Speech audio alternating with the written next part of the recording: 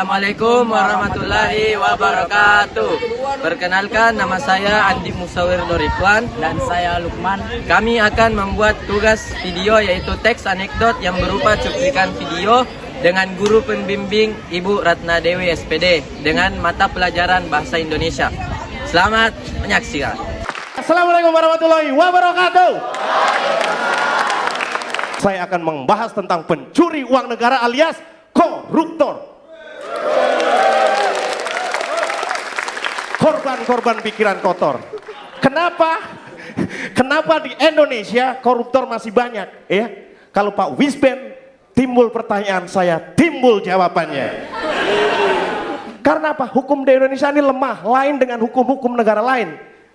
Di Arab, pencuri sendal dipotong tangannya. Di Indonesia, pencuri uang negara dipotong masa tahanannya.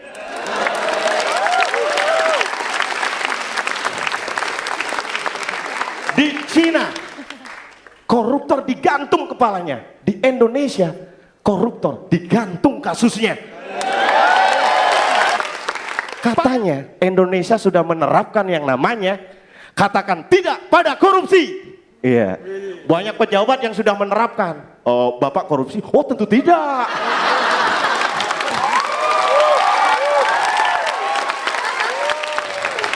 Bapak korupsi? Oh, tidak.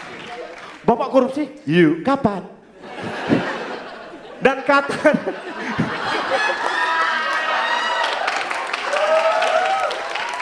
katanya di Indonesia tahanan koruptor bisa keluar masuk penjara. Itu berita bohong. Yang benar adalah dia masuk dulu baru keluar nggak balik-balik.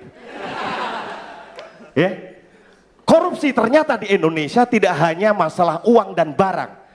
Di Indonesia saking parahnya waktu juga dikorupsi. Contohnya, saya sebenarnya 6 menit karena saya korupsi ya saya tutup sampai sekian. Wassalamualaikum warahmatullahi wabarakatuh. Struktur teks anekdot video tersebut. Abstraksi, membahas tentang korupsi di Indonesia dan perilaku koruptor. Assalamualaikum, saya akan membahas tentang pencuri uang negara alias koruptor, korban-korban pikiran kotor. Orientasi, koruptor masih banyak di Indonesia karena hukum yang lemah.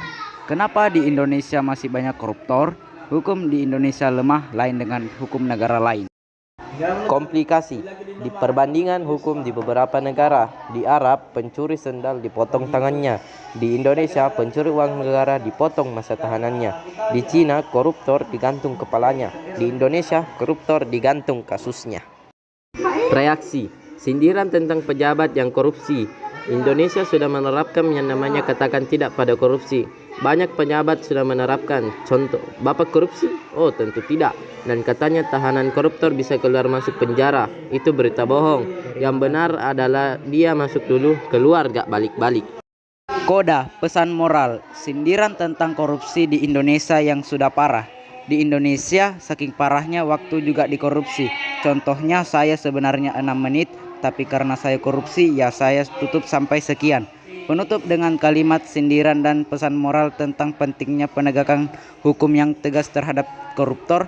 Wassalamualaikum warahmatullahi wabarakatuh. Kesimpulan, teks anekdot tersebut menyoroti masalah korupsi di Indonesia dengan menggunakan sindiran dan perbandingan dengan negara lain. Intinya, korupsi masih marak di Indonesia karena hukum yang lemah dan kurang tegas, sehingga koruptor dapat lolos dari hukuman yang pantas. Teks ini mengkritik perilaku pejabat yang korupsi dan menuntut penegakan hukum yang lebih adil dan transparan.